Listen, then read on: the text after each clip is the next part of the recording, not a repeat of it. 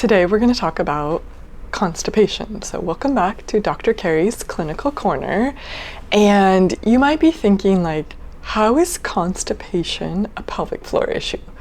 That's a good question, but I see a lot of people with constipation, and here's what happens, sort of like if you have chronic constipation. So normally when you poop, your pelvic floor muscles should relax and open when you poop or pee.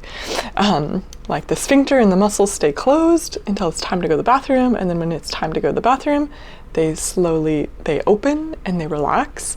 But what happens to people that have chronic constipation is these muscles get confused. So if you don't have pooping problems, you probably never think about what happens when you poop because it just comes out easily.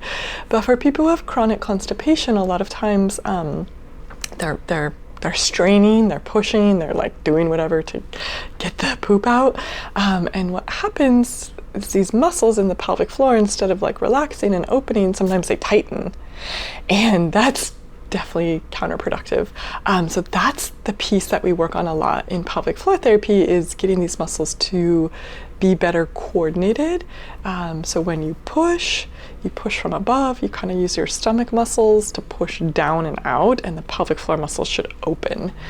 And I tell people, like, most of my patients with chronic constipation, or IBS, or Crohn's disease, like all these gut issues, it's usually a combination of things, right? It's not just pelvic floor therapy. And I would say that for a lot of chronic pelvic issues that I see, pelvic floor therapy is not the only thing. But, I really encourage people to like work with a dietitian about their diet, make sure they're drinking enough water, getting enough fiber, but not too much fiber. And so make sure things are really moving through. And for some people, they have this like massive constipation that they need medication to help clear that out, and they need to work with their doctor on that. So it's usually not just pelvic floor therapy, but for some people they've done all the other things, right? And pelvic floor therapy is the missing piece.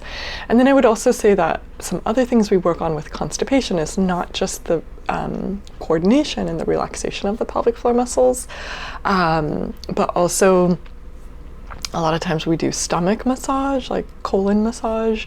I can link that video. I have a demonstration of that. And that kind of helps just get things moving along through the system. For some people, it's just like their system is slow.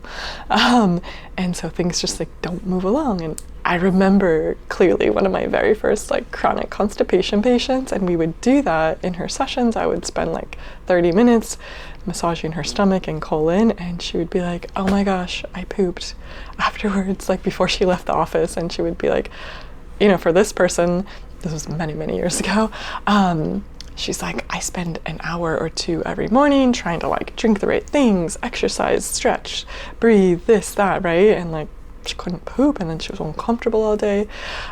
So that's also a piece of it in pelvic floor therapy, is figuring out like, what is the problem? Is it the pelvic floor muscles? Is it like a slow system? Is it diet? It's probably all of these things. So we use exercises like stretching, breathing, relaxation exercises, things like that as well. But sounds weird, all of this probably sounds weird, but I really enjoy working with those patients, and sometimes it takes a while, and sometimes it's like, oh, that one piece, and then they make progress and they feel better.